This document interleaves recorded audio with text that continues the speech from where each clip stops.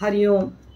आपण गेल्या व्हिडिओमध्ये मासिक पाळीमध्ये कमी रक्तस्राव होतो, 1 किंवा 2च दिवस रक्तस्राव होतो, तर याच्या पाठीमागे काय कारणं आहेत आणि त्यावरती काय आपण घरगुती उपचार करू शकतो हे आपण मागच्या व्हिडिओमध्ये बघितलेलं आहे. आज आपण बघूयात की मासिक पाळीमध्ये अति रक्तस्राव होतो, हेवी ब्लिडिंग होतं. 4 ते 5 दिवस होतं, शिवाय अजून जास्त दिवस होतो. तर त्याबद्दलची आज आपण माहिती बघूयात की कोणत्या कोणत्या कारणांमुळे हे होऊ शकतं आणि यावर आपण काय बदल करू शकतो रोजच्या आहारामध्ये म्हणा, किंवा काय आपण यासाठी काळजी घरगुती घेऊ शकतो त्याबद्दलची माहिती आज आपण बघूया. नमस्कार, मी स्वर्णा कौलगुड, निसर्गोपचार तज्ञ, योग पंडित आणि योग प्राध्यापक आहे. तर मासिक पाळीमध्ये हेवी ब्लिडिंग होणं, आता हे हेवी ब्लिडिंग आहे की नॉर्मल आहे हे आपण कसं ओळखू शकतो ते सर्वात पहिल्यांदा बघूयात आपण. एक पूर्ण पॅड म्हणजे सॅनिटरी नॅपकिन जो काही घेतलेला आहे तो पूर्ण सोक जर होत असेल तर त्याच्यामध्ये साधारण 5 ते 10 ml एवढं ब्लड आपलं जाऊ शकतं. मग असे पॅड जर तुम्हाला दिवसाला 1, 2 किंवा 3 लागत असतील आणि 5-6 दिवसाला तुमचं एक साधारणपणे 60-70 ml जर ब्लड लॉस होत असेल तर हे अगदी नॉर्मल आहे. पण जर तुम्हाला पूर्ण पॅड सोक होईल असं पॅड जर दर तासाला बदलावं लागत असेल किंवा एकाच वेळेला 2-2 पॅड घ्यावे लागत असतील, किंवा स्थिती बदल केल्यानंतर म्हणजे समजा बसून काम करताय आणि एकदम तुम्ही उठल्या तर त्यावेळेला खूप ब्लिडिंग होतंय आणि अगदी म्हणजे पॅडला सुद्धा ते कंट्रोल होत नाहीये, कपडे खराब होत आहेत, एवढं ब्लिडिंग होतंय, किंवा रात्रीतून सुद्धा तुम्हाला 2-3 वेळेला पॅड बदलायला उठायला लागतंय, तर अशा वेळेला मात्र समजायला हरकत नाही की हे हेवी ब्लिडिंग आहे. आणि अशा वेळेला जे काही ब्लड लॉस होतो तो खूप जास्त होतो, म्हणजे जवळजवळ 70 ते 80 ml पेक्षा जास्त ब्लड लॉस जर आपला हा 4-5 दिवसामध्ये होत असेल तर मात्र हे काळजीचं कारण आहे आणि ह्याच्यात तपासण्या केल्या गेल्या पाहिजे. तर याच्या पाठीमागे काय काय कारणं असू शकतात ते आज आपण बघूयात.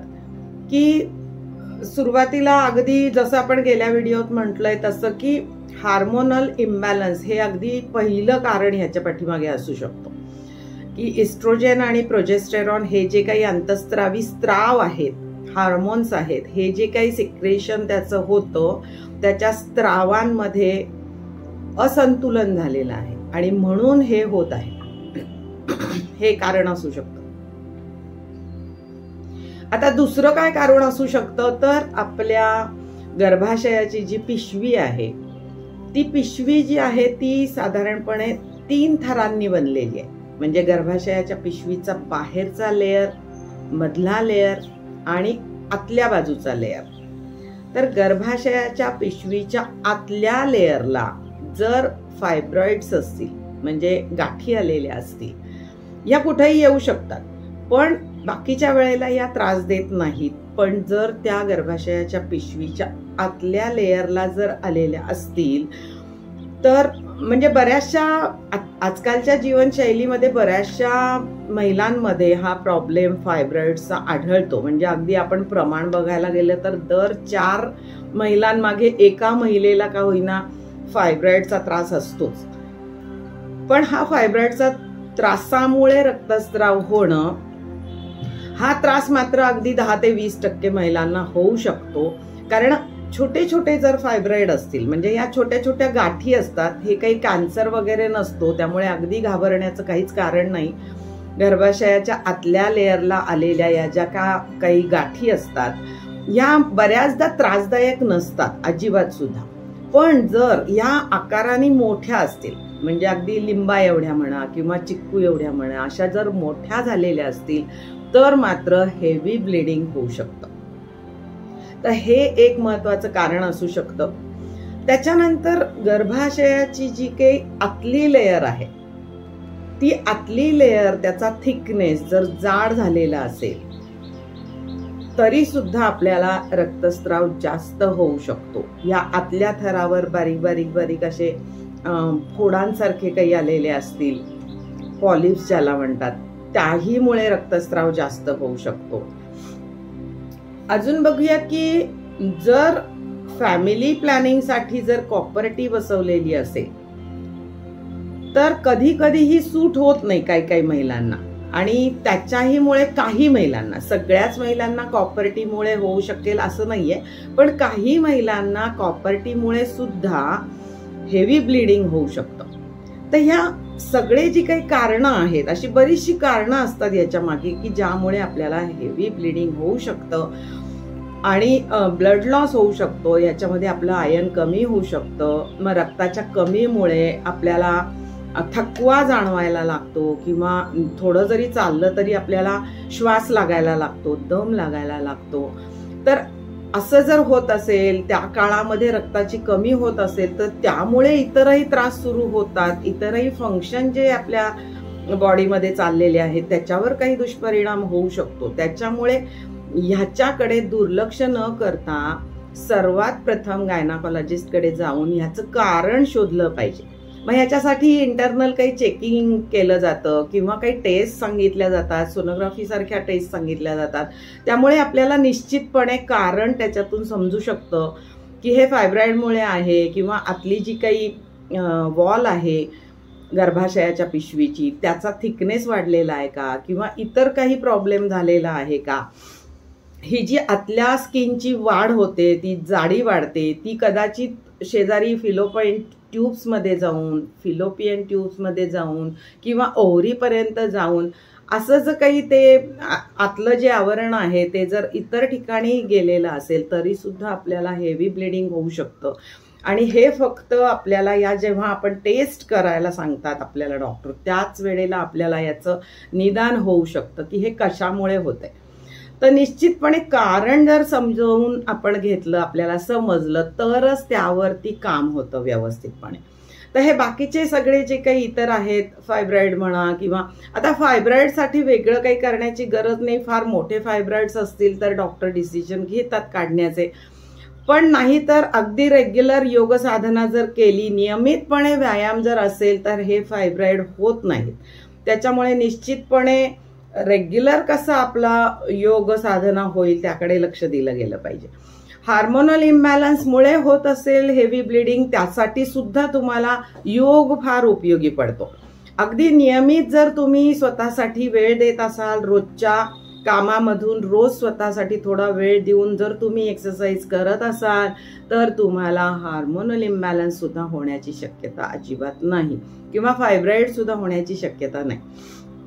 पण जर व्यायामाचा अगदीच अभाव असेल तर मात्र हे सगळं होऊ शकतं. तर त्याकडे लक्ष द्यायचं आहे. त्याच्यानंतर आपण बघूयात की जेव्हा आपलं रक्त जे आहे ते कमी होतं, तर मग आता या दिवसामध्ये आपण काय आहार घेऊ शकतो. तर पहिलं आपण जसं बघितलं की हार्मोनल इम्बॅलन्समुळे जर आपल्याला हे होत असेल, असं जर आपण गायनाकॉलॉजिस्टकडे जाऊन चेकिंग केल्यानंतर आपल्याला त्याचं रिझन हे कळलं की हार्मोनल इम्बॅलन्स होतंय, तर त्यासाठी ॲलोवेरा हे उत्तम औषध सांगितलेलं. तर आपल्याकडे सगळ्यांकडे कोरफड असते, तर कोरफडीचा ज्यूस किंवा तुम्ही विकतही घेऊ शकता. कोरफडीचा जो ज्यूस आहे तो 20 ml जर आपण सकाळी घेतला, त्याच्यामध्ये थोडंसं 1 चमचा मध टाकायचंय आणि हा सकाळी सकाळी जर घेतला आपण, तर हे जे काही अंतःस्रावी ग्रंथींमध्ये असंतुलन, स्त्रावांमध्ये असंतुलन होतंय ते होणार नाही आणि बॅलन्स साधला जाईल. त्याच्यामुळे पाळीमध्ये भरपूर फरक पडेल. रक्तस्राव नियमितपणे जेवढा जायला पाहिजे तेवढाच जाईल. तर याकडेही लक्ष द्या. त्याच्यानंतर आपण बघूयात की अनियमित पाळी येते बघा.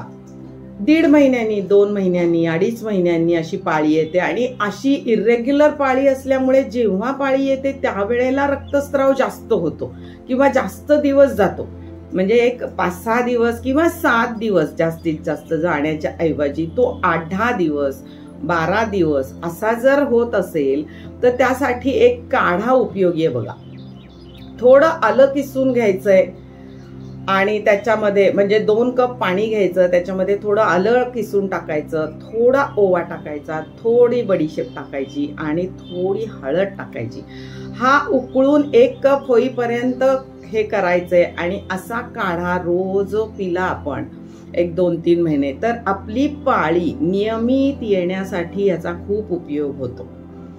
फक्त जर 2-3 महिने हा प्रयोग आपण करणार आहोत तर कमी प्रमाणामध्ये हे घ्या. पण जर तुम्हाला पाळी येत नाहीये, तुम्हाला 4-5 दिवस हा प्रयोग करायचा आहे तर मात्र तुम्ही अर्धा ते 1 चमचा आलं किसून घ्यायचंय, त्याच्यामध्ये 1 चमचा बडीशेप, 1 चमचा ओवा आणि अर्धा चमचा हळद असं टाकून याचा काढा बनवायचा आहे आणि हा काढा मात्र अगदी 4-5 दिवस घ्यायचा. यामुळे तुमची पाळी रेग्युलर येईल. पण जर जास्त दिवस घ्यायचा आहे, कायमच हा प्रॉब्लेम आहे तर मात्र प्रमाण अगदी थोडं थोडं घ्या आणि हा काढा 2 ते 3 महिने घ्या म्हणजे आपली पाळी ही नियमित यायला लागेल. त्याच्यानंतर बघा की रक्ताच्या कमीमुळे आपल्याला भरपूर प्रॉब्लेम होऊ शकतात. त्यामुळे या दिवसांमध्ये ज्या वेळेला तुम्हाला हेवी ब्लिडिंग आहे त्या दिवसामध्ये तुम्ही आहारामध्ये आपलं आयर्न कसं वाढेल ह्याच्यासाठी प्रयत्न केले पाहिजे.